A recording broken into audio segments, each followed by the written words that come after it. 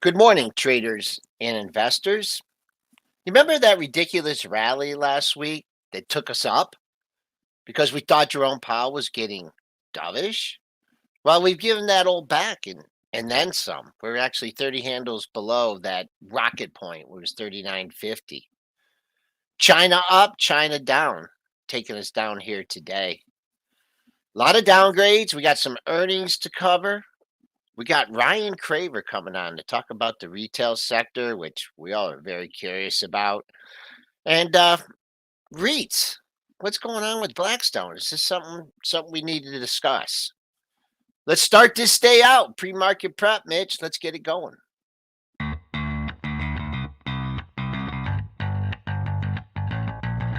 Coming to you live from downtown Detroit, this is Benzinga's Pre-Market Prep with your hosts, Joel Elconin This is a volatile puppy here, isn't it? and Dennis Dick, I'm bidding a penny. I'd buy that stock for a penny. with everything you need to start your trading day.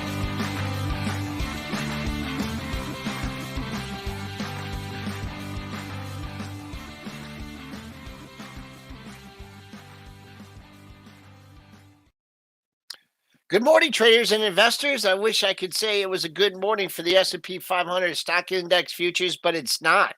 We're down 23 and a half handles at 39.2150. The buck's a little weak, down 21 cents at 105.33. TLT backing off, down 22 cents.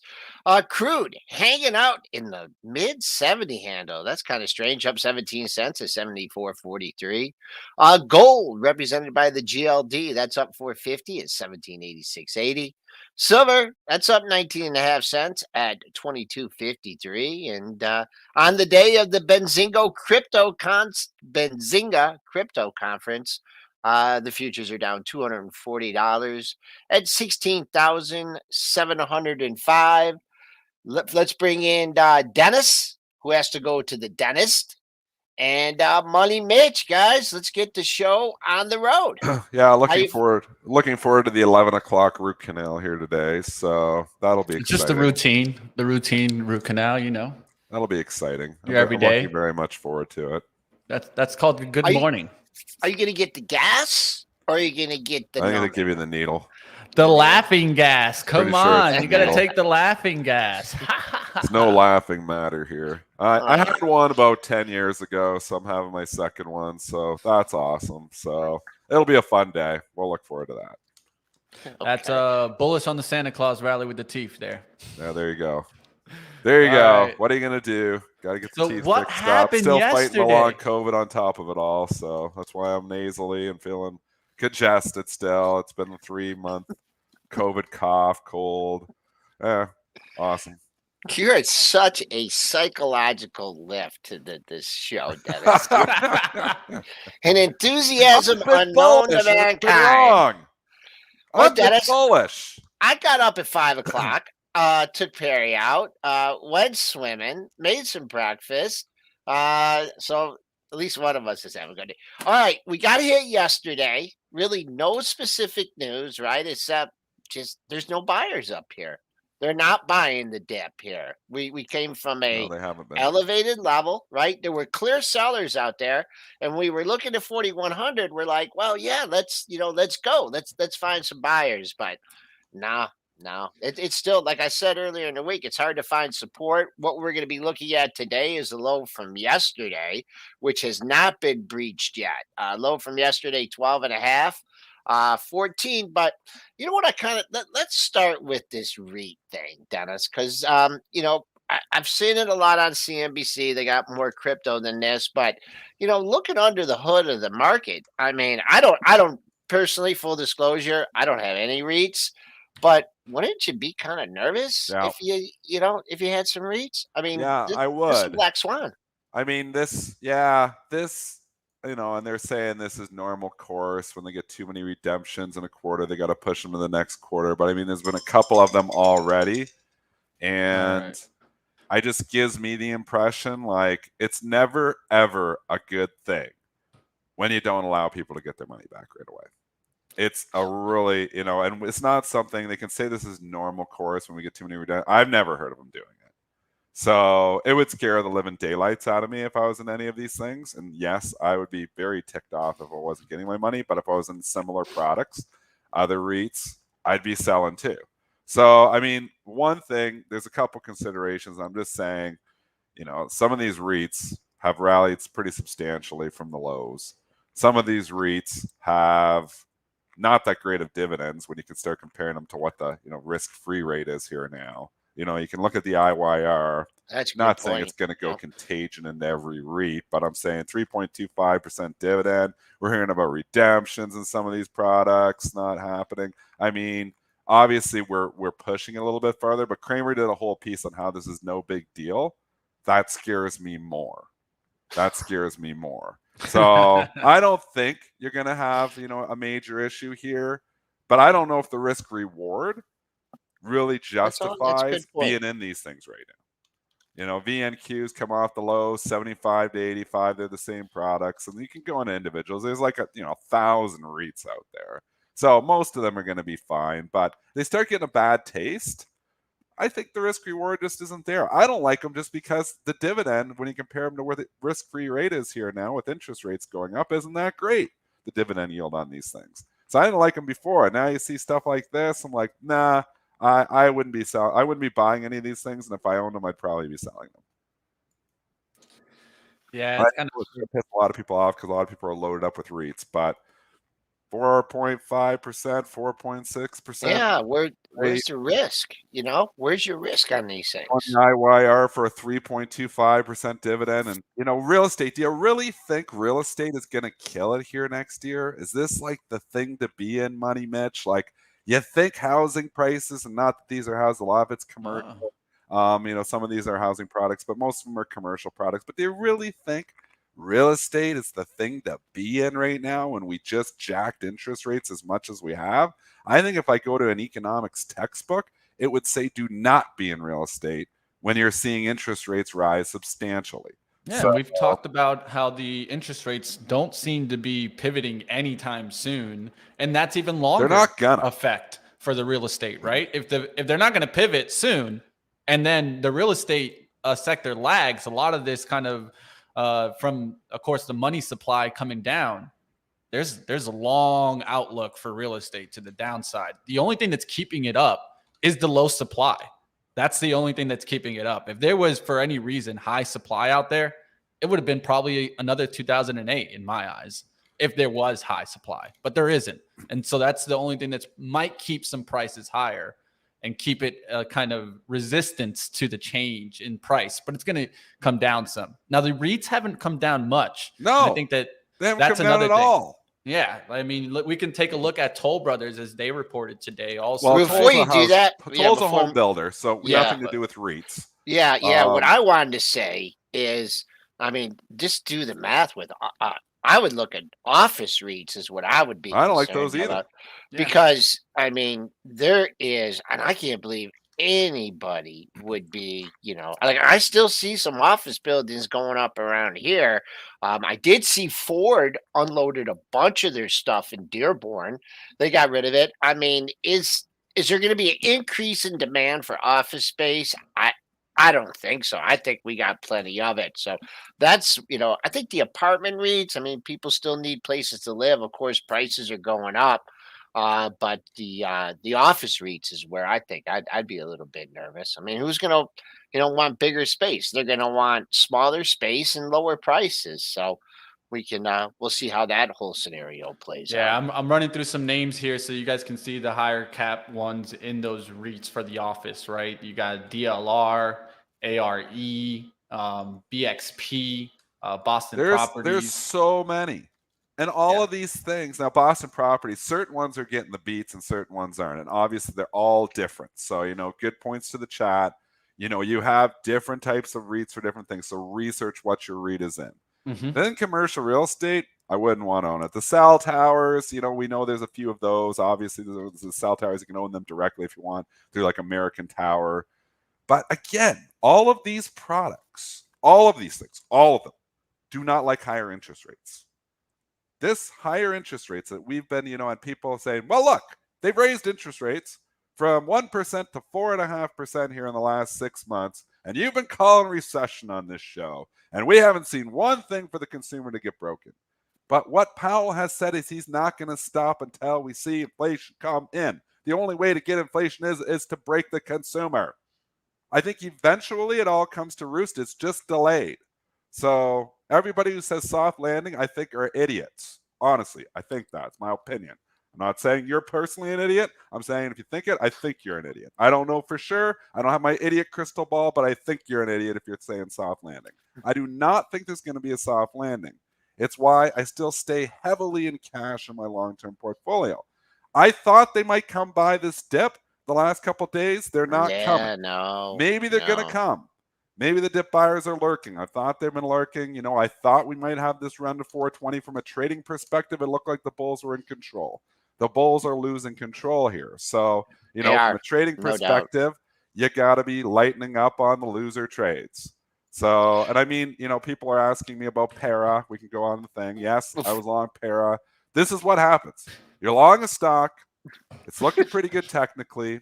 And then all of a sudden you get a tape bomb in your stock. Tape bomb. That's what happened. I got a direct hit. Boom, tape bomb. It's right back down to where I bought it 2 weeks ago. I was up 10% in it in basically a week and a half. What I was saying to you guys is take the money while you got it. Take your money and run. I need to listen to my own advice. I did not sell my para. Probably going to sell today at a scratch or maybe even a slight loss. And that sucks.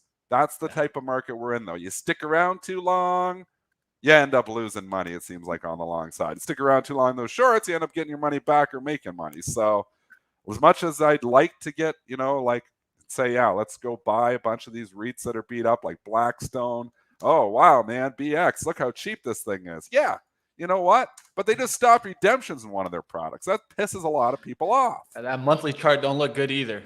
What is this the longest duration you've ever stayed this high in cash? Can you remember? Been a long time.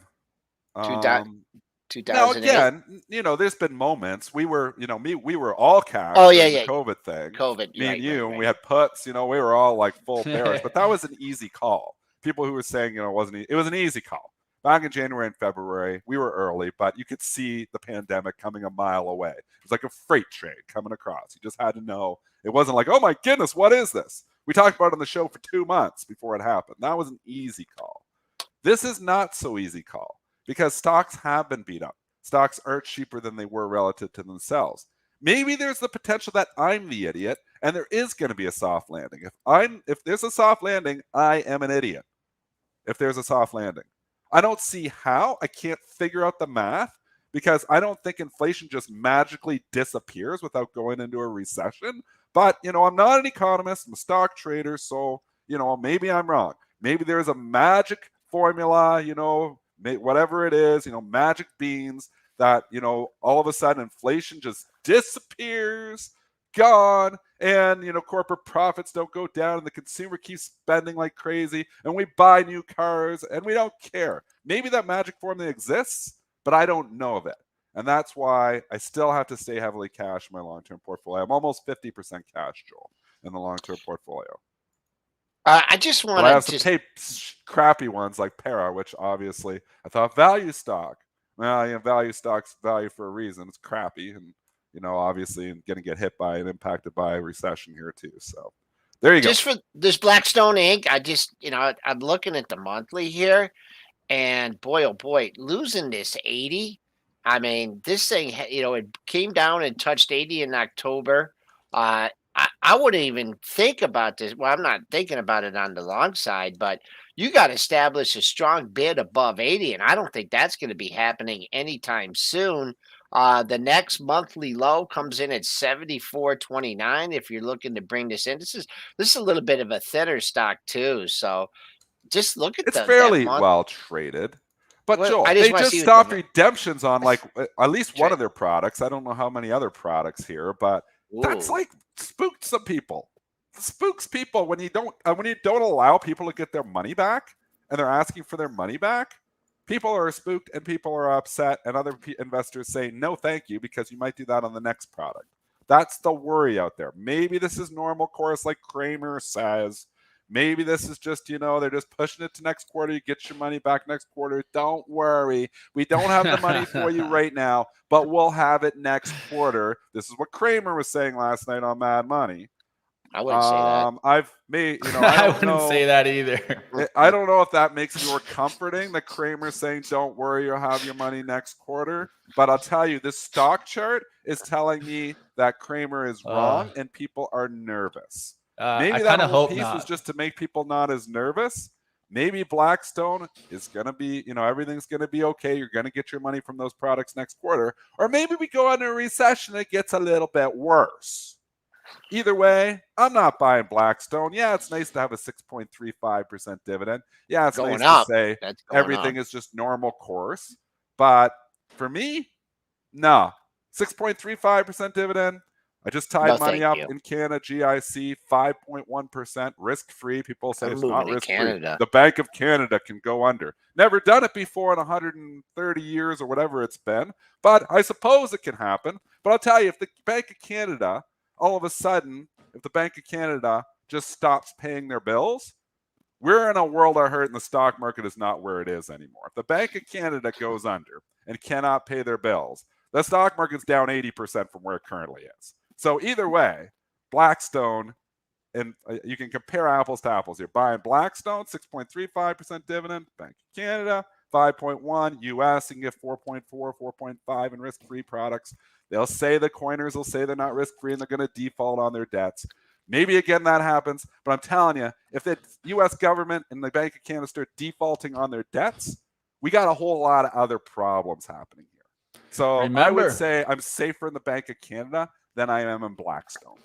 We talked about for a while what could maybe happen. Financial instability. I think we might be seeing a little bit of financial instability. Doesn't mean that it's really roaring its ugly head, but just to keep that in mind. All right, let's get out of the Blackstone. Could be the start of problems, Money Mitch. This could just be and that's what I think we're pointing towards. We've been waiting for, the start. I think the start, I kind of thought it was going to be 2023. I thought, the seasonality, the Christmas season, could push stocks to 420. I was going to sell everything, not even own any stocks, sell it all. Well, maybe I'm wrong. Maybe I should have been selling all of 409 last week. Obviously, hindsight capital's 2020. Maybe with Santa Claus doesn't come to town. I don't know. But I know on rallies here, I'll be like second guessing, any type of, bullishness that I had in the last week. All right, let's keep going. Let's get towards some stock earnings. We got a lot to go through, so we're going to keep rolling through. Now, I do want to mention to everybody, today, we do got the Future of Crypto event on right now as we speak. If you guys want to tune in just a little bit, they're starting at 8:30. A pretty cool panel, I would say. Opportunities and threat facing crypto. You got Kevin O'Leary, Anthony Scaramucci. Check them out. That's going to be on another stream right here on this channel. So if you guys want to tune into that, you're more than welcome. If you're more interested in the stock market, well, stay right here. We got a lot to talk about.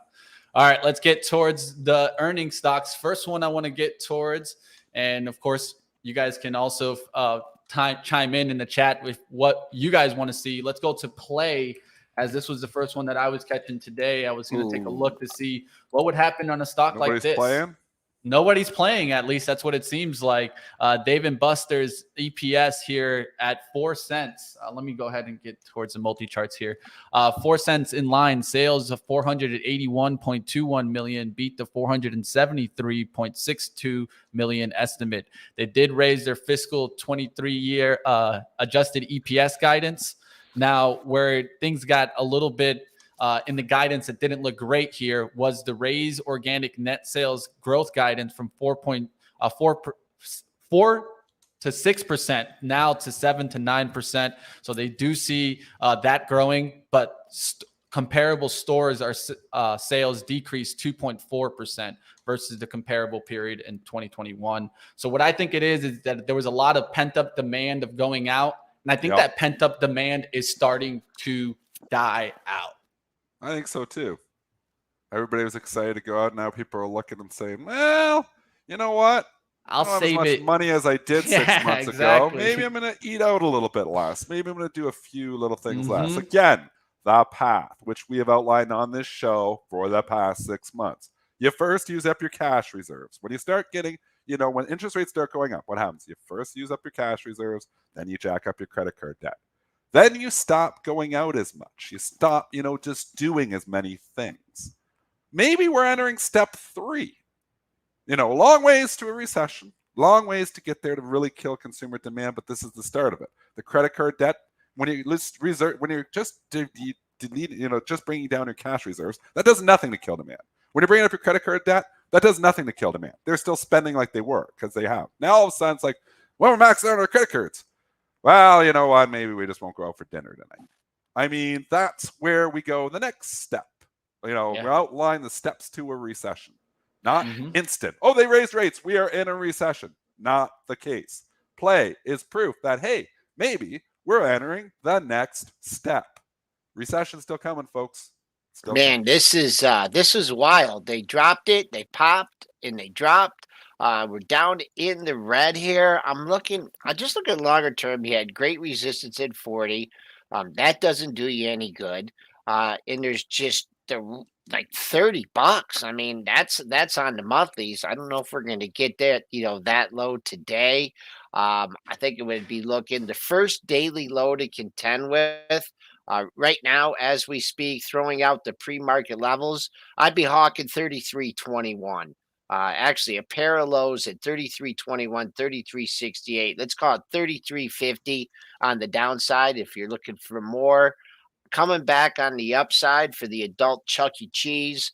Yesterday's low was 35.66. And, I didn't like this place, before you go in there and you put all those tokens in there and you throw the ski balls and you get all the tickets and, you get a stuffed animal or the kids step on Joel's toes, you know how it is. Did you when you took your kids to Chuck E. Cheese, did they ever get stuck in any of those things and you had to climb in there? And I've been stuck in those things. Remember, I told you I just got stuck there last week. The bloody Burger King tubes or whatever. This was before COVID when they still had the tubes. And you climb up in the tubes, and Spencer's way up there. He's like 2 years old. He's way up, climbed up the tubes, and he's crying up there. So I'm like, okay, here we go. I climb up the things and I'm like halfway through and I'm like this way. I was like, don't bend that way. Don't bend that way. I'm way up in these tubes. It's not made for somebody who's 220 pounds at the time. I'm like wiggle my butt through trying to get to my kid. Look at the booger on the side of this tube because they never get up to clean those things. The little girl's like, what are you doing up here, Dennis? You're not supposed to be up here. Come on. Yeah, and then you get in trouble. I'm like, my kid's up here. He's crying. I'm trying to get to the kid. I'm like, come down. No, they don't come down. They just stay up there in the tubes. Come get me. So you climb all the way up there, and basically, it's a nightmare. Those tubes and everything, and get caught all this stuff. It's an absolute nightmare for an adult, Joel. So you're lucky you don't have to do that anymore. Maybe when you get grandkids, you're gonna have to do that. At least I would say Joel, Dave & Buster's fit enough though. He'd just fly through those tubes. He'd have no problem at all. All right, let's get out of Dave & Buster's. Let's go to Campbell's Soup. Who's getting their soup this year? Looks like it might be soup for us next year, but this monthly chart doesn't look bad at all. Q1 EPS at $1.02 beat the 88-cent estimate. Sales at $2.58 billion beat the $2.45 billion estimate. Is this an opportunity here? Well, here you go. You don't go out to Dave & Buster's, you eat your Campbell's Soup. Let's go back to the theme that seems to be playing out pretty much perfectly. Cash reserves down. Credit card debt up. Well, we just won't go out for dinner tonight. We're going to stay home and eat chicken noodle soup, baby. Chicken noodle soup. It all adds up. Recession still coming. Take over the technicals, Joel. This is a big old move for Campbell's Soup. Busting out over 54. It's not the rally. Can't call the rally over. You could say I'd be looking at this 55. If this opened over 55, I'd be pretty impressed because you got to take out, your 53 sellers, your 54 sellers, and now your 55 sellers. So, it's not a super thick stock, but there is going to be some good volume. Above this 55, you're talking about your this got a spike. Everyone was buying Campbell's Soup in April 2020, 57.54. That was a high back in March. And when I did my Costco shopping, I bought a bunch of things at Campbell's Soup. And you know what I still have?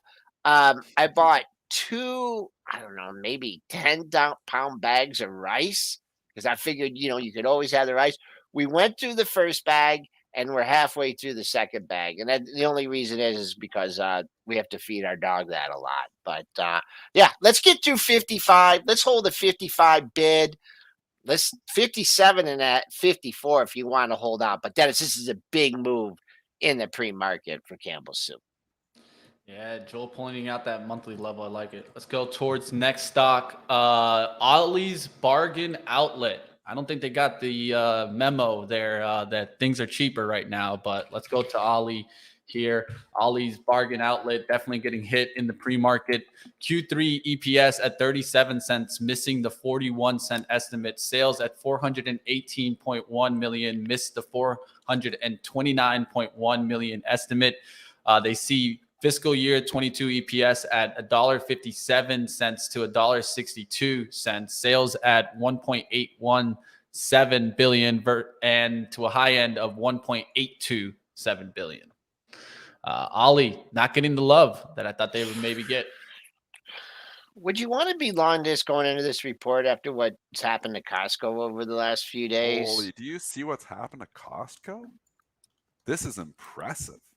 Like most impressive. That's a shellac. Yeah. It's been nonstop down. And again, you'd think Costco actually is going to hold up because people buy stuff in bulk, but I don't know what they're telling you here, man. Maybe they're not going to buy as much stuff at Costco. 542. They had that day. I don't know if that was a day that they reported earnings or what it was, but it was a wild candle. Was it? When did they report earnings, Mitch? It wasn't that. It wasn't earnings. It wasn't earnings. Same store sales. No, the comments from the Black Friday and the Cyber Monday that e-commerce was down for them. They do have e-commerce that you can order. You can open the app and you can order from there, things like that, and their website. Oh, they report Thursday. Sorry, they report coming up. Yeah, they're coming up. They're coming up. Yeah. Maybe they can shake that with the report. Maybe. Wow, though. Bag holders here from the last 6 days. I'll tell you that. Not a lot of bag holders in Costco, but there definitely is in the last 6 days. It's down every day. I mean, we lost $20. Then we lost another $20. Now in the last 3 days, we've lost another $20. It's slowing, but it's interesting. Full disclosure, I do have a small trading position in Costco, which I will trade out of today.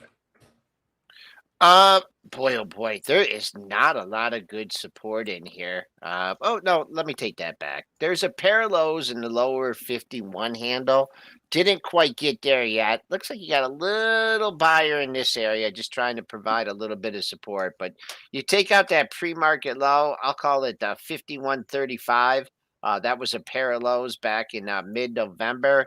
And then coming back on the upside, wow, this had a big range. Oh, people are stuck in this one, Dennis. It's saying rallied off the low yesterday. I'd be, if you're not today, but if you're trying to wiggle out, I'd use $55. 55.16 was your low, was yesterday's low. So it's got a nice gap to fill in Ollie. This is a big move.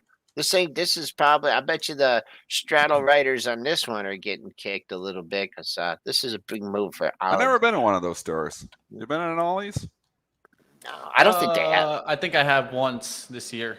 It's just like I'd compare it to like a Big Lots, but yeah, that's just what I would compare it to. All right, let's keep going. I think we should start Carvana. Carvana? I mean, yeah. It's down 26% here, Joel. I mean, it's just down every day. But... You know what the cool thing is about math? That did you know a stock can go down 26% every day forever, basically? Just because the cool thing of math just keeps going down more and more and more and more. Yeah, I mean, it gets down to a penny. It's going to be fractions of the law of averages, right? Come into play, right? Where you have to make... Let's just that, people think a stock goes down 100%. Well, it can't go. Well, if it goes down 100%, it can't go down anymore. If it goes down 99%, it can go down 99% again. So when it goes down 100%, it's over. But wow, what a disaster! I mean, we've talked about this stock. Hey, Dennis, 830 number, Q3 productivity revised up 0.8 versus 0.3. We got a little bit of a rally going. Far from unchanged here. Just a very, we're 15 handles off the low. Still down 15 on the session. I didn't know if you were getting up. Well, it would have been good 3 minutes ago, but I'm already picked off if I was picked off there. Didn't move that much, thank goodness. What's the deal with Carvana today? I heard that they were getting some cash. I heard one of their creditors was doing a deal. I guess not. We got All Wedbush downgrading the stock to underperform, and they give a price target of $1. Thank you. But Bloomberg was reporting that Apollo and PIMCO were in a path to prevent a creditor brawl over Carvana. So they were saying good news, kind of, I thought, last night. Not so good news, apparently, because the stock down 26% here now. Johnny come lately, Carvana down to $1, whatever. I mean, this is just the story has got bankruptcy written all over it. Maybe it's not going to go bankrupt. Maybe it's going to turn around. Maybe it's going back to $300, but my money's on bankruptcy. So I'm not buying at $5. I'm not buying at $4. They go down to $1. It seems like they kind of stabilize there even when they go bankrupt. But it's got bankruptcy written on it. That's what I believe is going to happen here. Not touching it. Do you know you won a bet on this one? On I think whether it was going to hit 300 or something on the way up, and you took the upside. And it did. And it did. And they got a Goldman upgrade. When's the last time Goldman did a rating on this thing? I can remember them upgrading. Anybody who's doing ratings on this is hiding under their desks right now because they're all bulls. I mean, it's just how it goes sometimes. It's going to be bubbles. We had the bubble of the used cars, right? Well, bubbles pop sometimes. Looks like Carvana's bubble. It was everything, was a silly town. Obviously everything got silly town, and people. This is what's going to start happening. Bankruptcies. Cramer doing the other piece last night. Very interesting. Cramer, all this commentary saying the bankruptcies are at the lowest point they've been in years, which is probably true. But you know what that means? They're coming. Carvana's going to be one of them, I believe. I believe you're going to see a lot of these other companies like Ride. You're going to see a lot of these other, darlings of 2020. I'll affirm it. Stocks. How's that? What's that? Affirm? I'll affirm what you're saying. I'll affirm. I affirm as well. You guys get the pun, and I believe Mitch is correct. I'll affirm as well. Buy now. Down stop. Later. In a recession, not a good business model. Down stop. Upstart, down stop. Upstart. We'll see what happens. Downstart. There's a pile of them. Yeah, I think you're right. I think we're going to see hundreds of bankruptcies next year from many of these tech darlings of 2020. They've just burned cash for too long. And you know what? They're not going to be able to get the money as easily as they have in the past. A day where I expect to see them get hit hard is when Vroom disappears. So this Vroom's one is still there. They never means, disappear. They go to the pinks. Yeah, they never fully disappear. When that happens, though, that's going to give, I think, the writing on the wall on Carvana. I think it's already there, but this for sure, if this one goes, I think you're just like, well, they copied your model, essentially. That's what Vroom did here, and they couldn't do it. I don't think Carvana will be able to last either. All right, let's get towards our guest. How about we do that? We do have a great guest to talk in the back. Let's get him on here. Let me get his banner ready. All right, let's go to Ryan Craver here. Let's get towards him.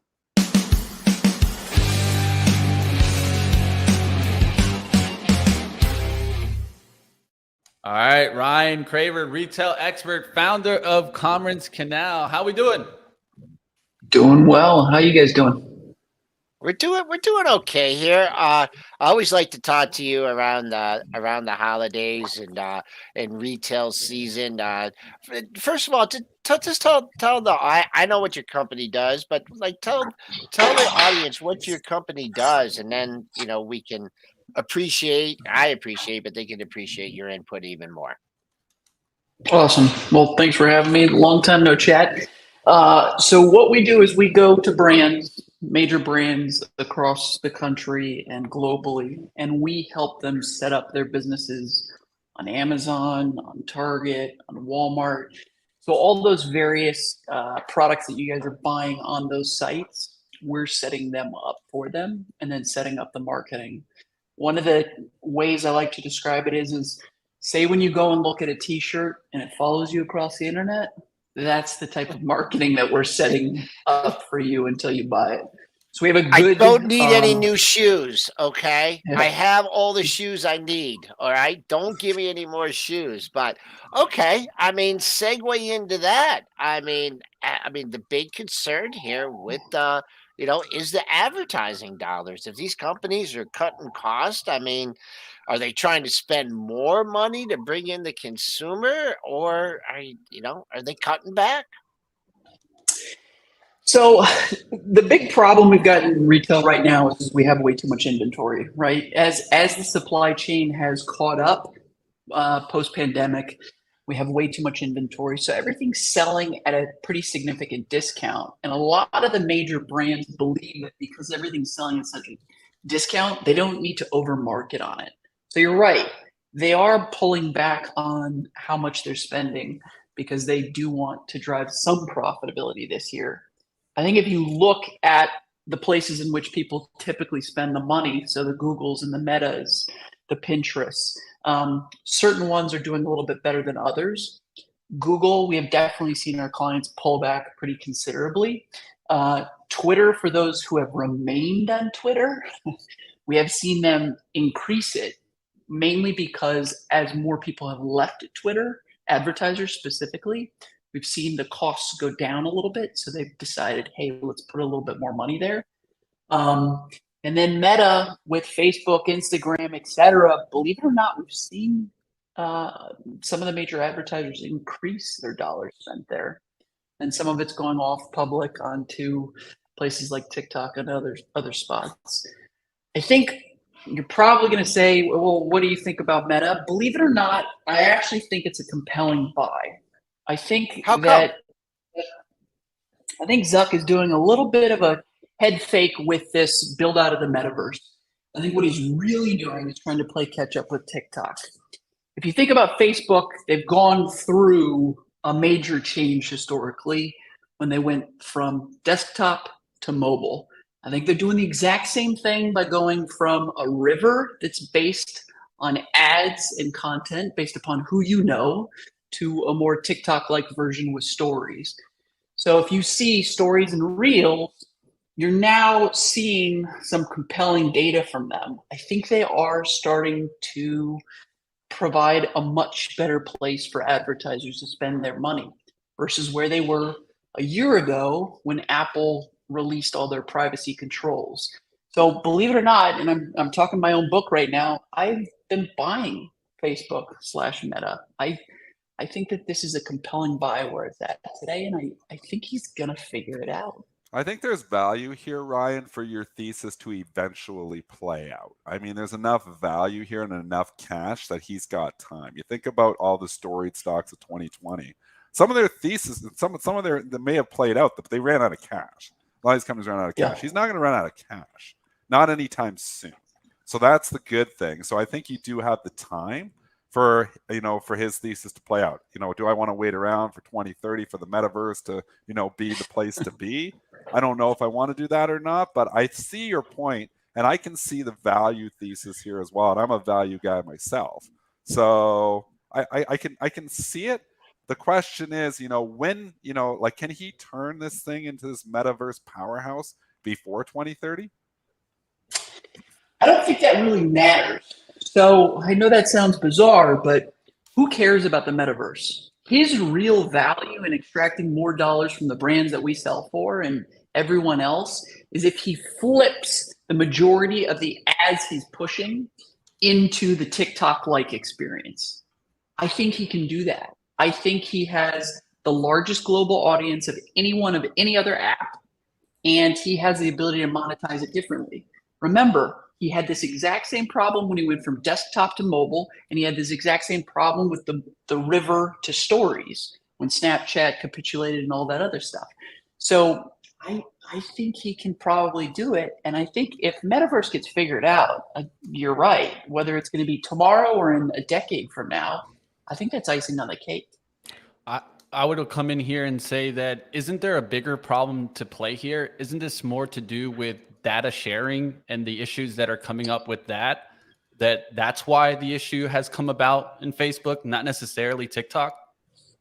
It's a little bit of both, right? So some of that spend has gone to TikTok, but yes, you're right. Apple has created this box that they are now just driving what they perceive to be actual purchases when you're being an advertiser. That's why I think he's also pushing all this money in so that he can create his own demand pixel so that he can isolate himself from from Apple. Keep in mind, Google's also signaled a similar privacy issue by getting rid of cookies and things like that. So I think we're going to have these individual walled gardens for a long time to come. But you're right. That is another big reason why. You guys were talking about other retail names, Ollie's and some others. Do you want to talk maybe some retail? Yeah, that's what we want to do. Well, first, comment on some of the recent earnings, but the Costco we could talk about. We could talk about the Ollie's bargain basement. There seem to be big winners and big losers, but give us your take on the Costco Ollie situation. Yeah, I mean, so I think if we step back and we think about what we've said over the past, I think the old guard largely remains the old guard.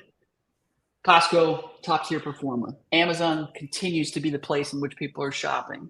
Shopify continues to be the place where if you're setting up a new store, that's where you're setting it up. Snowflake, if you're setting up your infrastructure to run your retail, that's where you're going.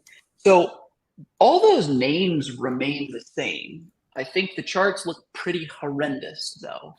But those four still are the old guard that I don't think anything's changed.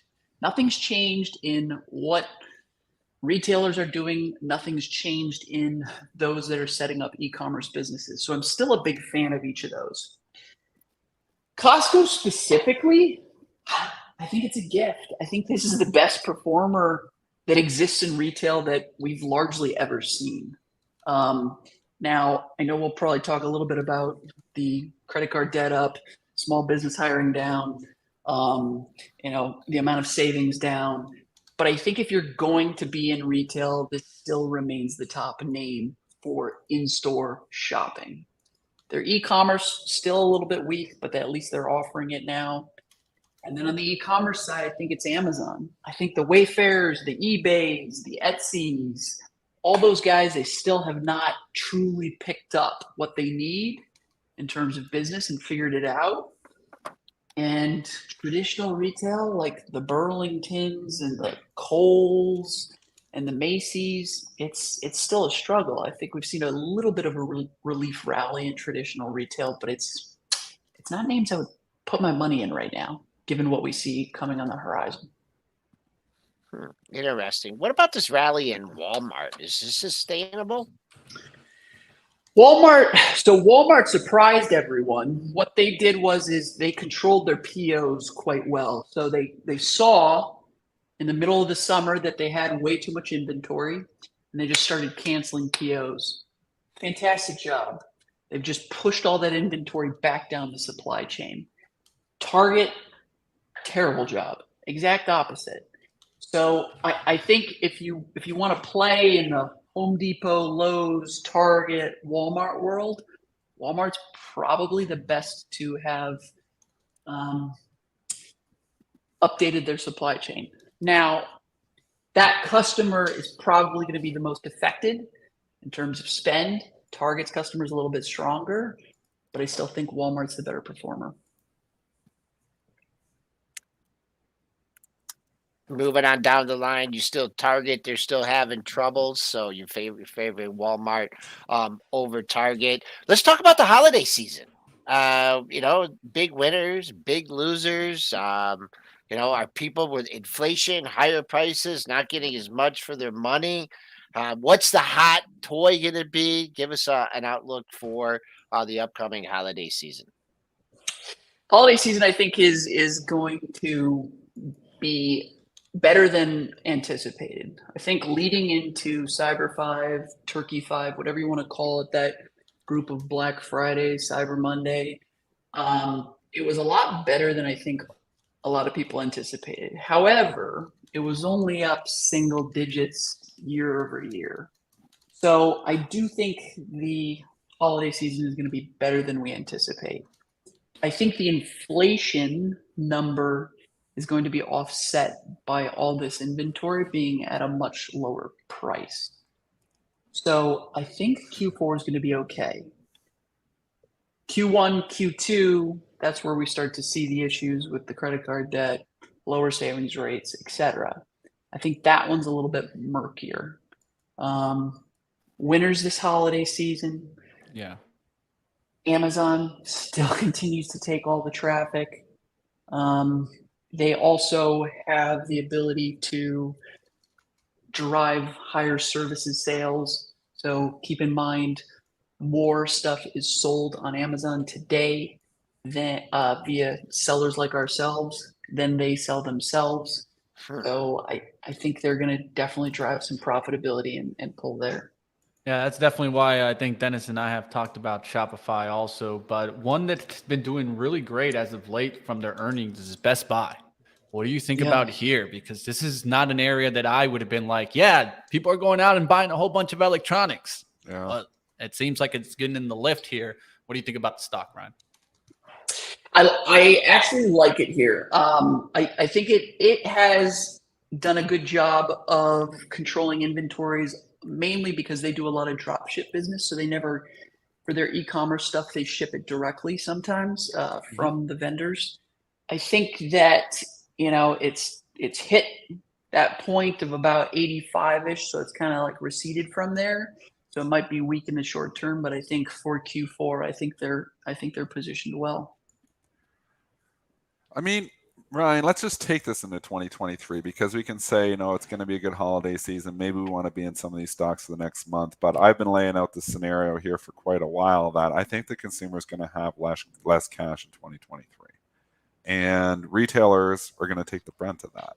What are your thoughts here as we get through the first quarter? Don't you think eventually with higher interest rates, eventually there's going to be some type of consumer demand destruction here happening and that retailers are probably going to take a hit from that? When does that start?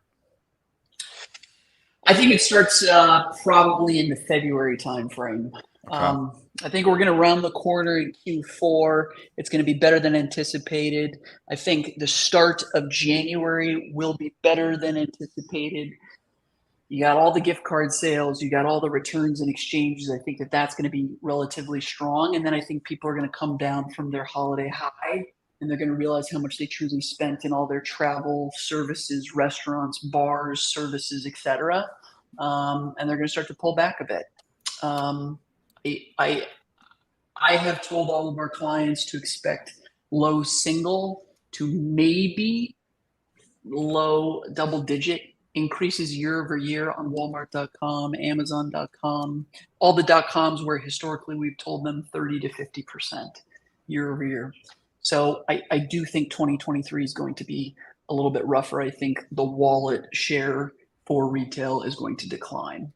Are the stocks going to reflect this, or are they beat up enough in a lot of these, stocks that, a lot of it's already priced in? Because that's the bigger question. Obviously, we're listening to it. You're talking to a lot of traders out here and a lot of investors as well. And, and the question is it priced in? Is a recession priced in here? Or is there a lot more downside if we actually do go into a recession? It's a great question. I think for traditional retail, it is not. You look at Burlington, TJ Maxx, those guys who have seen this recent relief rally, I do not think it's priced in. TJX at an all-time high. I mean, you're talking about a stock that's at an all-time high. I get, it's a discount retailer, so maybe if we go into recession, maybe we all just shop at TJX, we stop shopping at Macy's, and we go to TJX to buy the stuff cheaper. So there is that, movement as well. But it's at an all-time high, Ryan. Should it be at an all-time high? No, I don't think so. I would take it if you're on a gain right now. Take it and run. It would be my position. You've got other weird ones like JW Nordstrom. I mean, at what point does that need to get to before they try and take it private again and we see a pop there, right? I mean, if it gets down to that 16 level again, 15 and a half, they're well below a market cap of where they wanted to take it public previously. I think you have to look towards tech, right? So the guys that play in retail that are tech, Shopify, Amazon, who have had a terrible 2022, those are probably the names where if I put money, I'd probably see some upside in them because they've just had a terrible 2022 because they're tech related, but they are driving strong retail numbers. So I can't say that I'm excited about any retail unless you are a long-term holder and know that you may have some pain next year. And if you are that person, go with the strong bellwethers, the old guard, the Costco's, the Five Belows, those types of guys. One more question for you, Ryan, and this is a question that I've asked myself a lot of times, and Paul Adder's asking in the chat too, is what is the deal with Dillard's? What is the deal that DDS is the stock that Can't just stop, won't continues stop, never will to stop. go up forever and ever and ever? I mean, it broke out in 2021 from 100. Now it's $357. It's probably the only stock that has this relentless bull market going when every other stock has had a bear market. I go into the Dillard's and I see it as a Macy's. I see it as a Nordstrom. I see it as, this big, department store, some nice stuff in there. But I never see a lot of people even shopping in these things. Yet the stock continues to defy gravity and continues to go up. What is the deal with Dillard's?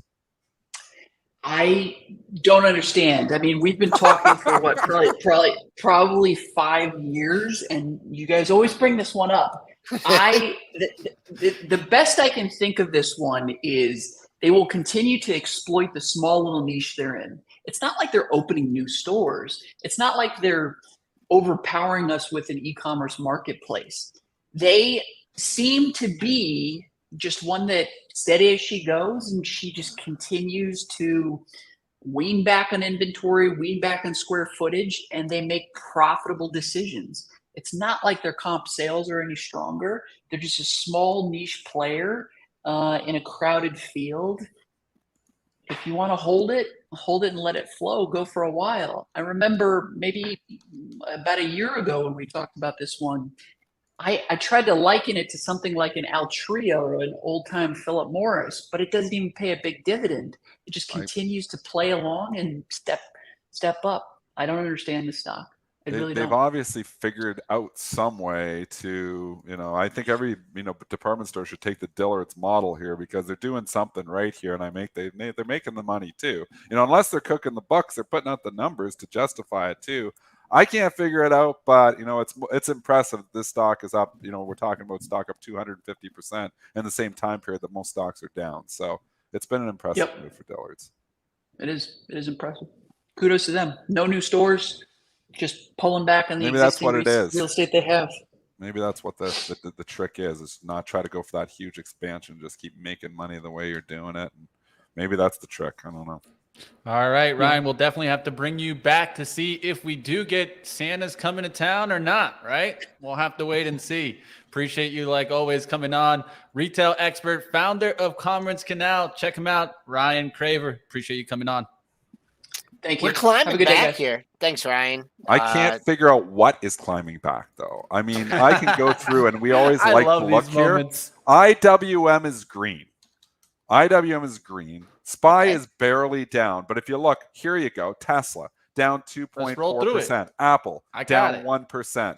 Microsoft's down 0.5%. Yeah, all Google. The banks are down between 0.4, 0.5%. Your chips are all down. NVIDIA, AMD. The tech is not clawing its way back. But then you got like consumer staples like Coke are trading down. You've got, I'm looking at my screen. That's almost all red on the top 200, except oil. Oil has went green. Maybe it's all oil driven.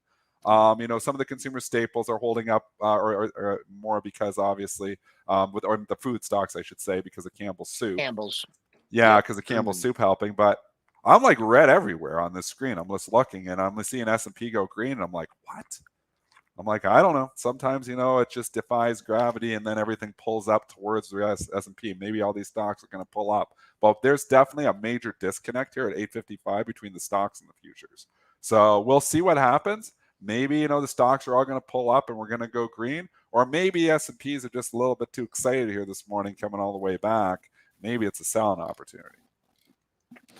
If I look at what's up on the S&P 500, I see a lot of names that were down big and maybe are a little bit of a bounce. I know solar got hit hard yesterday. SEDG is showing up here. It is up in the pre-market. We'll see what happens on solar. Solar names got hit hard yesterday. You guys can see it here from this industry outlook. Unfortunately, we don't have an ETF for the solar that actually works in my eyes. Or it can. Yeah, but I don't think it works a lot of times. It's just like you see how it looks bullish right now. it lags a lot of the price action. So I try not to focus on that when I use this one. That's more of an index of all the stocks and it's equally weighted. That's why I like it. But First Solar started turning around yesterday. Are these the stocks that we look for bounces, or are these going to get sold off? In my eyes, I've been looking for seasonality to come off on these names. I feel like they've run far. Again, PH for solar. What are you guys' thoughts on solar stocks? I've liked solar for, a long time, but at the same time, it's been just such an incredible run. I mean, I've had the CERT Canadian Solar, which hasn't been a good one. I've sold part of the position. I still have part of it there. I mean, it's been it's a lot of these stocks. Maybe that one hasn't run, but you look at ENPH made new all-time highs. I mean, I don't want to buy stocks making new all-time highs right now. I get it. There is certain pockets that are in furious bull markets, and solar maybe is one of them. But I can't bring myself, still thinking about recession next year, I can't bring myself to buying stocks at all-time highs. So I think I'd sell it. I think it's a gift, the rally in these things. Joe, you're on mute. I'm looking at this EMPH, and it had a real bad day yesterday. So it's had a lot of 2-3 day moves to the downside. So I don't think I'd be stepping out quite at this level. But if you get down here, maybe to the low from yesterday was 0445. A little bit more on the downside there in the 303 handle. I see a pair of lows, so we'll keep an eye on that. First Solar, I mean, these stocks seem to get hit, but they seem to bounce back right away. With First Solar, boom, I keep a close eye on this 155 area. You had a pair of lows there in mid-November for First Solar. And what else to it? CSIQ. I know Mitch and I were looking at that one. We really thought this Been a was dog. might break out. Yeah, it Yeah, it just is was an Craig Johnson underperformer. was on our show. And solar was really hot back we in didn't do too September. bad. Yeah, and he liked this one. I was like, you know what? Craig's made some good calls. I jumped in just with Craig, and it hasn't been a good one. I've been straight down ever since. It's tried to come back. It's like I sold a piece of it on the recent rally from like 27 to 36 because it's like, wow, it's been, a dog here, and it's just been consolidating too long. So it almost feels like it's trying to get back up, but it feels like it's going to actually turn and go down. So I kept a small piece of it. It hasn't been a good one. I mean, there's so many better solar stocks here. So I don't know what's wrong with Canadian solar. Maybe because it's pretending to be Canadian. I don't know how you guys feel about this comment by Warwick, because this has been a comment that probably in this year, I feel like it is more than talks about that. I don't think this is ever really true. Gold only performs in times of very high inflation and deflation. Do you guys feel that gold is an inflationary hedge? I don't feel that is true. Gold's its own thing. We know gold Yeah, is not an inflationary hedge for the simple reason is that we've had some significant inflation here going on for a long time, and gold has went down. Yeah, so, I mean, we started the year 2022 at 190 on the GLD. We've had inflation running rampant the entire year, and GLD has went down. GLD just does its own thing. Yep. It does its own thing. Take that out the textbooks. It really has not been an inflation hedge whatsoever. I don't know. It makes sense that it should be an inflation hedge, but honestly, it has underperformed this year tremendously. You can say it's outperformed stocks, but from what it should be doing in an inflationary environment, it should be going up, and it's been going down. So I'm taking that chapter out the book. Gold can't go up in the most inflation we've seen in 30 years. When's it going to go up? That chapter right here. Rip it out. Rip out the page, Mitch. Throw it out. Rip it out. Get that out of here. Burn it. Get that out of the I'm book, not a gold bug. I own no gold in my long-term portfolio. I don't see it as a portfolio hedge. I don't see it as an inflation hedge. I don't see it as doing anything useful for me whatsoever. No gold for me. Yeah, it's in a lot of textbooks. Trade it. I won't own it. It's hanging in here. It's hanging in here. I'm just afraid if it can't establish a bid over 1,800, that it's gonna be up for a pullback. And if you're looking for support, I mean, this 1780 has been real good support over the last 3 sessions. So, and either another low at 82.90. So, I guess it's all dependent on the Fed, right? And what their next moves are going to be, but it's had one heck of a rally since mid-November.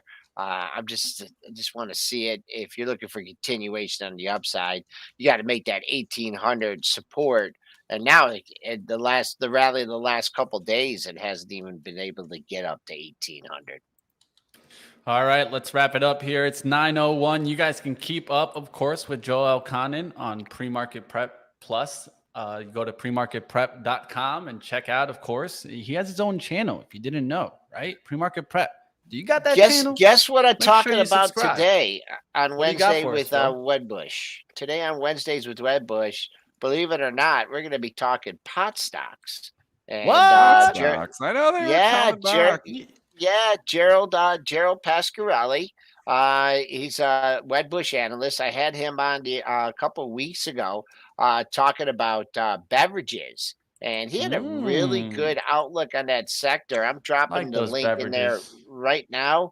And he just he had just initiated some coverage on it. So if you guys want to talk pot stocks, flip on over. I put the link in there. Triple D, good luck today, man. I hope It's that an interesting one. I'm getting the beats here today for the morning, and the root canal's coming too. So it's not starting that Exactly. great where I'm getting beat up in the market and I'm going to get beat up in my mouth too. So a little bit concerning. I've had a root canal before. They're not fun, but hopefully it'll go okay. So if I can speak tomorrow on the show, I'm doing okay. Man, Joel just dipped Just on bolts, me. I was man. gonna I start tell talking. him. He's like, it's a 10-minute rant from Triple D. I was I'm leaving. gonna give him Oh, wait, I- TCNNF. True Leave. It's an OTC stock, but I've done my research, team. And there's one that I feel eventually, if cannabis gets it right, that's one that I True like. leaf. True Leave. Don't go for those fake leaves. Go for those true leaves. All right, The I'll big leave you part- at that. Big part. I know Dennis. It's like, yeah, I'm out of this cannabis stock. Yeah, buying Big cannabis part stocks. is make sure that these cannabis companies I probably need aren't some cannabis debt today, though, cows. for this root canal. Make sure that they don't have extreme debt. That's what I think you need to be looking in when you're looking in the books from the cannabis companies. The ones that have a huge amount of debt already have pushed themselves low enough that I don't think they come back. The ones that keep themselves in an ability to be close towards when they want to push on the gas pedal, try to push on the growth, find some profitability. I think those are the ones that you need to keep in mind. Of course, a lot of these companies, eventually, if we do get deschedulizing and we finally get to where they can come towards the open markets, I think they get a lift just because they would be going towards, let's say, New York Stock Exchange or the NASDAQ and joining, getting onto the exchanges. So something to keep in mind, right? One of my biggest outlooks is looking into the financials and making sure they don't have too much debt and that they're kind of holding back their growth a little bit because they're waiting for the moment that they can actually push the gas pedal and have deschedulizing go through. So just an outlook there. Like always, guys, Dennis, go do what you do best. Yeah, Go trade, good luck my to friend. me on this root canal. Yeah, good luck, my friend. I'll say good luck to myself. All right, Dennis is out of here. He needs to go get some shots, numb that out. I'll see you guys over. Future of Crypto is on right now. Come check it out, team. Our event on the year. You guys can check it out. There's a long schedule today. Plenty of panels, different areas to check out, whether it's NFTs, crypto, blockchain technologies behind it. It's going on right now. So I'm taking you guys over to that. Don't go anywhere, team. Stay right here and check out the future of crypto.